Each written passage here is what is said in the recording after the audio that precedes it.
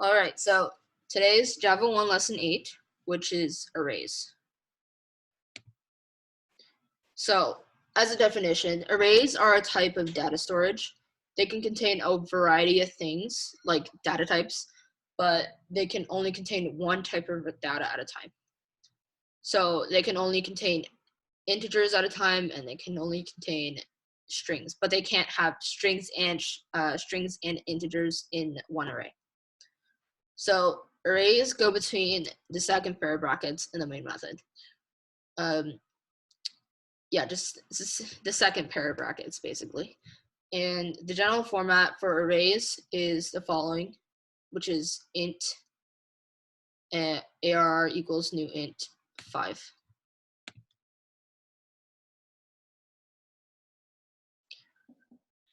Right. Also, if you just entered, just listen along to the class and I'll catch you up afterwards.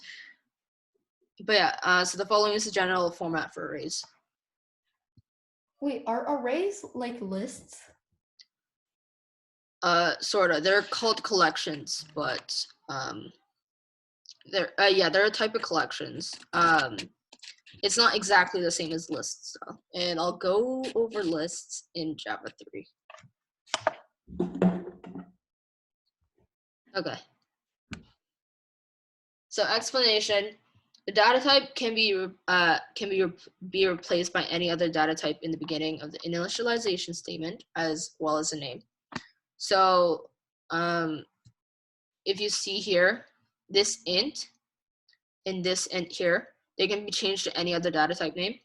And also this ARR, which is the name, and you can change this name to any other name that you want it to. And make sure to always have the semicolon since it's an initialization statement. So back to the explanation. This statement, like the previous one, creates an array of a certain data type with a specific number of data that is specified by the number between the second pair of brackets. And so if you notice here, there's a number between these square brackets. And this number says how many of that data, of the specified data type there is in the array. And so since none of the data in the array has been changed yet after you create it initially, all of them are set to 0 if they're an int or like a number. Or if it's Boolean, then it would be automatically set to false. So those are like default values.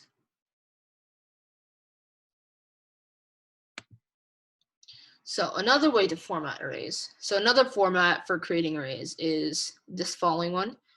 And you can see here that the beginning part before the equal sign is all the same as the other one. It's just that this time, after the equal sign, it has curly brackets, and then inside you have numbers. And then, of course, a semicolon. So what these numbers are, what this type of format is that this format automatically sets the values. So these numbers actually represent the actual values. So in this case, this array would have 3 values, and the first value would be 0, the second value would be 1, the third value would be 2. Again, explanation, this will automatically set how much the array can contain and the data in the array instead of specifically typing how many it contains. This also sets the array up already with unique values instead of a lot of default values. So these two ways, they both work well. Like you can use either one, but they have like different functions. So for example, if you wanted to create an array that you're going to set later, then just do the first way. If you want to already set an array up so that it has unique values, then you'd use this way. But either of them work, and none of them is worse than the other, really, except you just have to pay attention to what you're using the array for.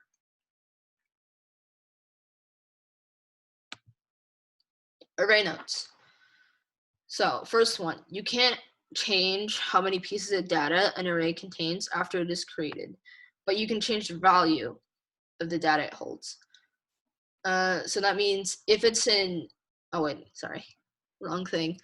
But so if you set the array up so that it has 5 values, 5 data type, I can't say anything, 5 data pieces, then you can't change it to 6 later on, and you can't change it to 4 either. It has to stay the same. And if you tried to change it, then you would have an error. But you can change the value of the data it holds, which means that you can change the value of the specific data points. So if you have a data that has the value of 5, for example, inside of an array, then you can change that value to 7 later on, or you can change it to 4 later on, that kind of stuff. Second one, which is more important, in my opinion. So arrays have set places for data, which are called indices. The first piece of data in an array has an index of 0, and the second piece of data has an index of 1, and so on. And so the greatest index in an array is the array length minus 1. So for example, if you had an array of length 5, then the greatest index in that array would be 4, since 5 minus 1 is 4. Next one, be sure to have correct syntax, since it's always important to have correct syntax. Next one, if you were to write out each value of the array, you can write it on multiple lines instead of stacking them together. But there's like a special type of array later on that I'll go over that you would have to write it on multiple lines if you're writing each value out. But if you're using only this type of array that I just went over, then it's not really necessary to write it on multiple lines. And the last one, you can only create one array at a time. So the initialization statement I went over can only create one array at a time. And yeah.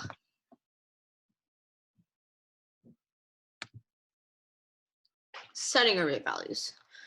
So to change an index value later on, this is the following, is the general format. And you can see here, what this is you have the array name first, and then inside square brackets, you have the index value. And so basically indices are what we use to pinpoint a certain place in the array. And so by using the index values, it's really slow, okay?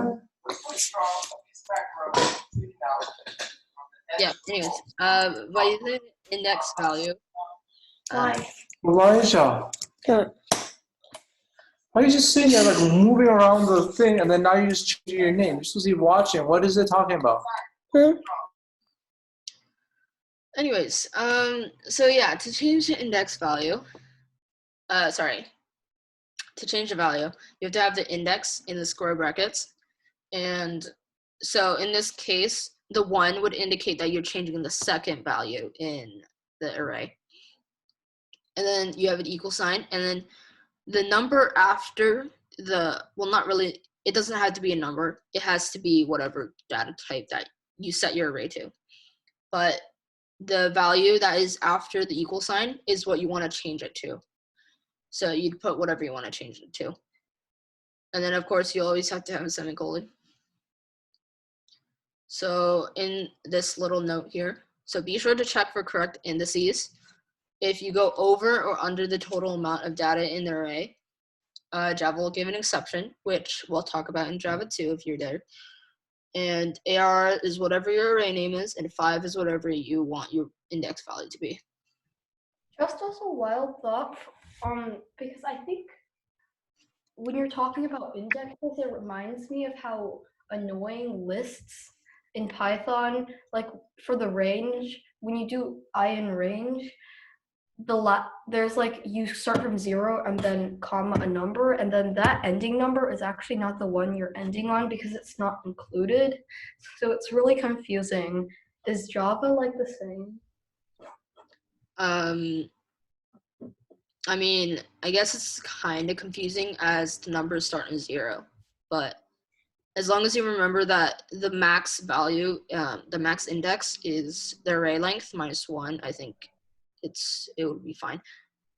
I'm like, again, like I said, I haven't done Python in a long time, and I'm not really familiar right now with how that works, but I think Java is the indices are easy to get as long as you just remember that it's shifted down 1 basically.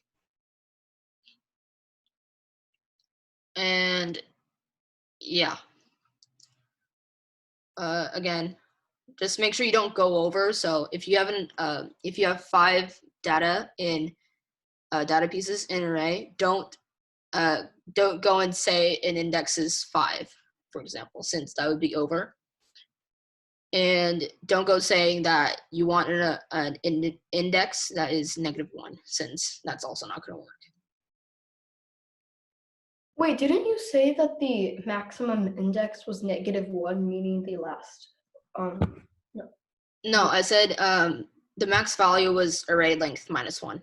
Oh, okay. Yeah. But you can't go negatives and you can't go over the max index.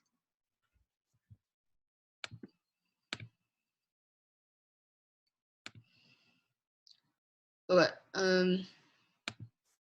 Right.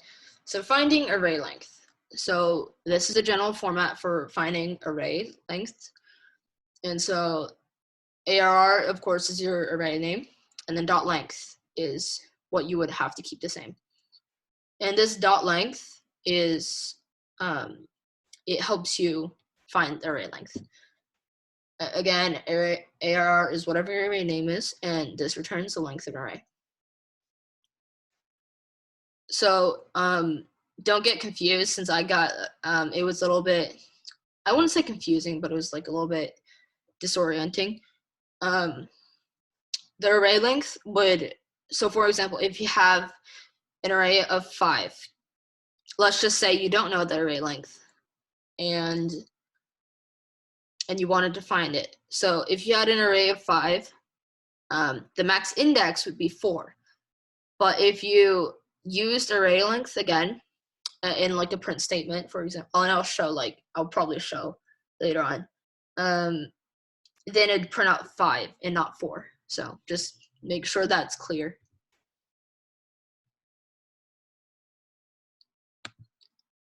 Again, like I said, example. So first statement here, you see an array initialization statement. And in this scenario, I already typed it out loud in the array. So if you had like an extremely large array, then you probably won't know how many data points are in there. So by doing ARR.length, it could help you find the length, since you can't count it all out. But in this case, you could count it out, but we're going to use the like actual programming method. And so how you would use this dot length is you do the array name dot length, and then you put it inside a print statement. If you wanted to print out, that is. You can set it to variables and use it as condition statements. But I mean, the most common way would be to print out a length.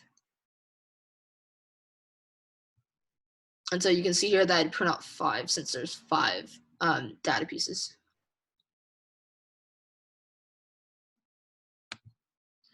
Special loop. Okay, so I remember that we talked last time that there was 2 loops, but this time I'm going to introduce a new one. So there's a loop that's specifically made for lists or collections, like arrays. So its name is a for each loop. So other name, it would be enhanced for loop. And the general format for it is the following. You can see here, it has like the same structure, like outside structure like the for loop.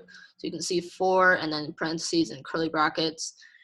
But what's mainly the difference is inside the parentheses.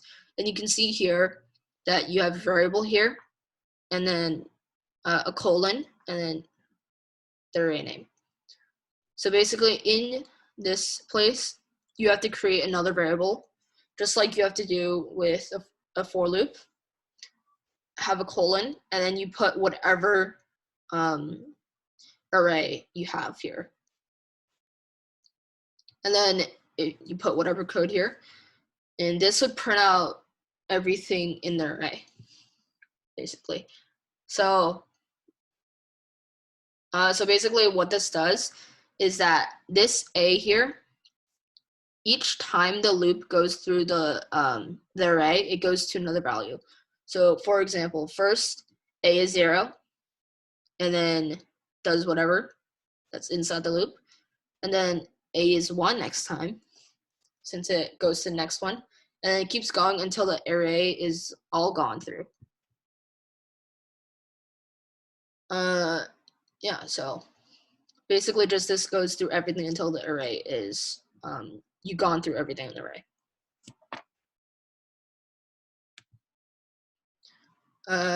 Just gonna say the explanation.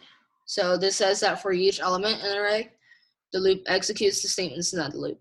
The variable that is created in the loop changes each iteration to the next array element. The ARR is whatever your array name is, and make sure you have a colon instead of a semicolon, separating the variable you create and the array name. The loop will run until the array is out of data.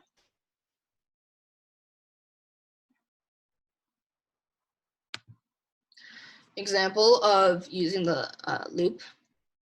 So you can see here I have like the same array as last time, but this time when I'm with a for loop, you can see here that I have a for each loop, and then just printing it out, and the output would be 35268, which is this. Again, I'm probably not going to mention it in the later slides, but see how you can stack them like this. Stack the for loop. And the thing with this is, forgot to mention before, but Java doesn't really care about spacing as much. It's not only really for the people, the programmers who will like read your program. And that's mainly why you have to space it correctly, but Java doesn't really care. They're not going to throw up an error. So it doesn't matter if you don't have spacing. It'll just make your program messy, but there won't be an error.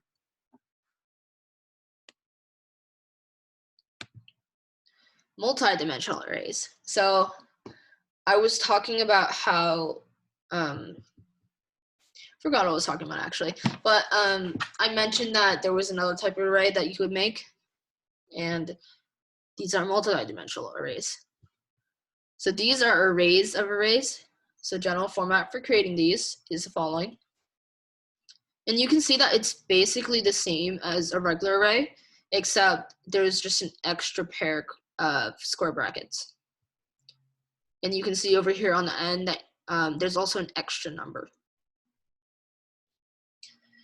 And so what these numbers represent is the first number is the rows of the array. The second number is the columns of the array. And it always goes like this. You can't, the rows always goes before the columns. So you have to put them in this order. Also, okay, next. The same rules from single dimension arrays apply to multi-dimensional arrays, except when finding indices, you'll have to have 2 pairs of square brackets instead of 1.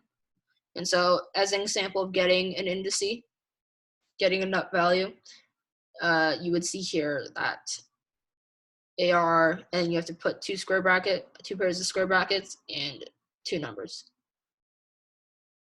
But otherwise, it's basically all the same. Another way to initialize multidimensional arrays. So you can see here, it's still the 2 square brackets here. And then it's all the same, except for the fact that you put it over multiple lines. So now I remember what I was talking about. So this is the type of array that you have to put on multiple lines if you were to write all the values out. And this is why. And I mean, I guess you could put it on one line, but in my opinion, it's better to put it on several lines. And you can see that the 2 ways to initialize multi-dimensional arrays is basically the same as how you initialize for single arrays. And yeah, so basically you just have to create multiple pairs of curly brackets if you were to write everything out. And when you write it out like this, you have to make sure that each curly bracket matches another and that you have commas between each of them.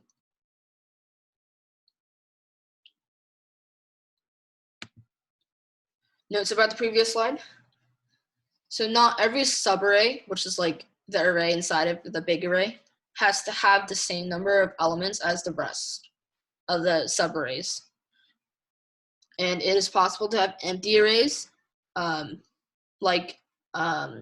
if you saw on the last slide, though there would be no indices. So be sure not to call an element that's not there. So for example, if you tried to call an empty array with an index of 0, then it'd still have an error since there's actually nothing there. So in this case, to find the length of a specific row, you'd have to do the array name, and then in square brackets, the row you want to find, and then dot length.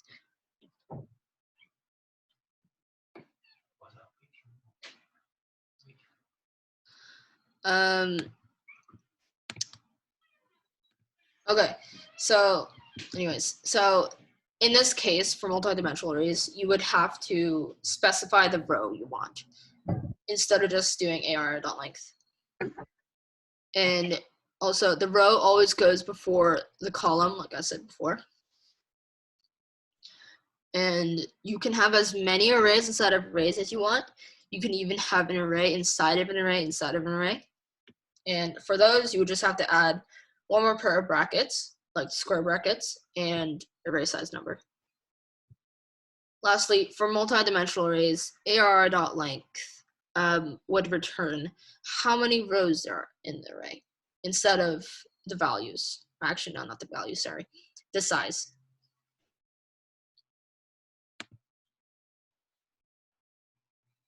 Okay, so using for each loop for multi-dimensional arrays. So for array rows, if you wanted to just go through the rows, then you do this one. So notice here that even if you're just going through the rows, you still have to put square brackets here after the int, and then printing out. If I remember correctly, you can't print out rows. They won't really work if I remember correctly. But if you wanted to go through rows, that's how you would do it. And for all array elements on this side, the right side, then you can see that it's the same as for if you're running through array rows, except you have to add another loop into it. And then this time, instead of, in the second loop, instead of going to the array name, you would have to go to the variable you created here. And then you'd also have to create another variable, but this variable would have to go to the rows instead of the array name. And then inside here, you would print out the second variable.